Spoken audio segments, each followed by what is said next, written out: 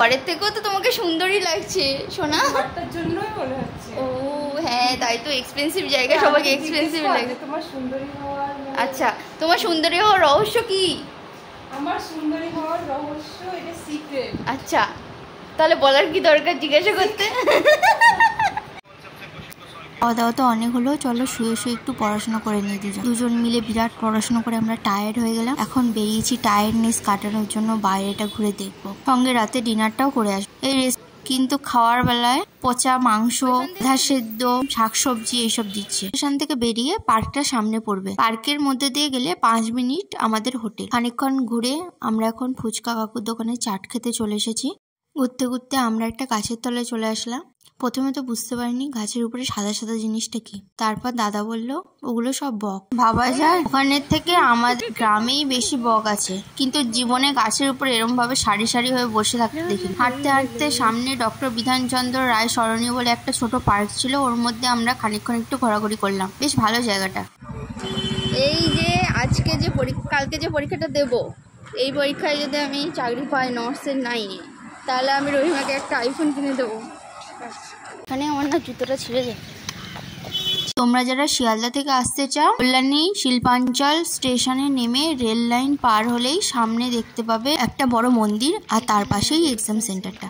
চলো। এমসে পরীক্ষা দিয়ে আমি এই দুটো জিনিস পেয়েছি। হাতটা দেখাও। নর্থেটের এক্সাম দিয়ে রহিমা বাপ্পাদার হোটেলে খেতে যাচ্ছি। এই আমাদের ম্যাডাম চলে এসেছি, সুন্দরী ম্যাডাম। বাড়ি গিয়ে আরো সুন্দর হয়ে গেছে। এই ঘরের থেকেও তো তোমাকে সুন্দরই লাগছে সোনা। ঘরটার জন্যই মনে হচ্ছে। ও হ্যাঁ, তাই তো এক্সপেন্সিভ জায়গা, সবাইকে এক্সপেন্সিভ লাগে। তোমার সুন্দরী হওয়ার আচ্ছা, তোমার সুন্দরী হওয়ার রহস্য কি? আমার সুন্দরী হওয়ার রহস্য এটা সিক্রেট। আচ্ছা, তাহলে বলার কি দরকার জিজ্ঞাসা করতে? অনেকক্ষণ রহিমার সাথে গাল গেছিয়ে খেতে চলে আসলাম। সেই কখন থেকে খিদে পেয়েছিল। খাওয়া দাওয়া তো অনেক হলো, চলো শুয়ে শুয়ে একটু পড়াশোনা করে নিই। দুজন মিলে বিরাট পড়াশোনা করে আমরা টায়ার্ড হয়ে গেলাম। এখন বেরিয়েছি টায়ার্ডনেস কাটানোর জন্য, বাইরেটা ঘুরে দেখবো, সঙ্গে রাতে ডিনারটাও করে আসবো। এই রেস্টুরেন্টটাতে রিজনেবল প্রাইসে থাকতে পারছি, কিন্তু খাওয়ার বেলায় পচা মাংস, সেদ্ধ শাকসবজি এইসব দিচ্ছে।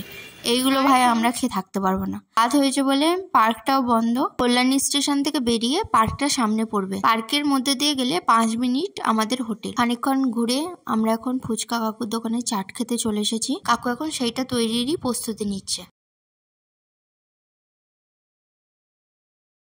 ঘুরতে ঘুরতে আমরা একটা গাছের তলায় চলে আসলাম।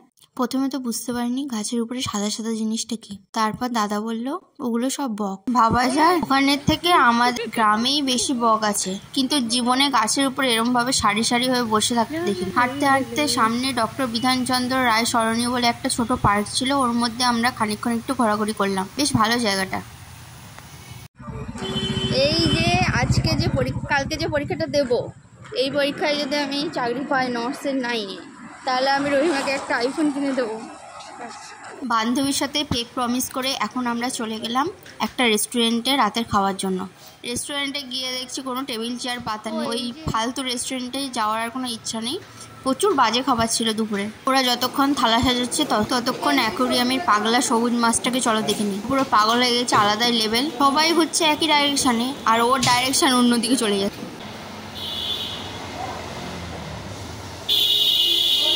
ভেজ থালি নিয়েছিলাম, কালকে এক্সাম বলে বেশি তেল মশলা খাবো না। খেয়ে দিয়ে তো আমার পোষায়নি, তাই একটা পিৎজা অর্ডার করে দিয়েছিলাম, এখন সেটাই খাচ্ছি।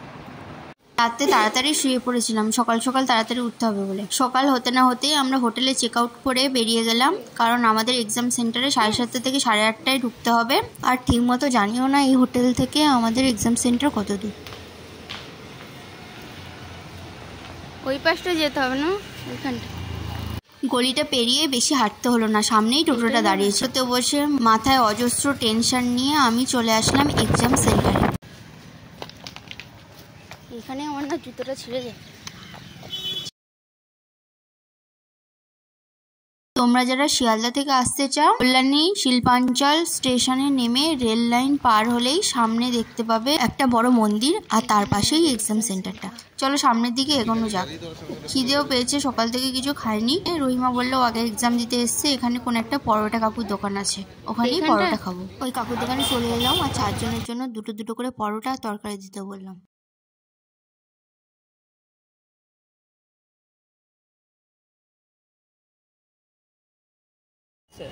এই আমি তো এখানে আছি। শুধু এমসে পরীক্ষা দিয়ে আমি এই দুটো জিনিস পেয়েছি। হাতটা দেখাও।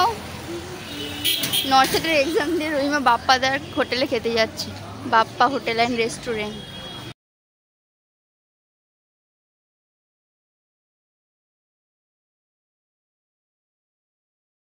আগেই বাপ্পাদার হোটেলে খেয়েছে।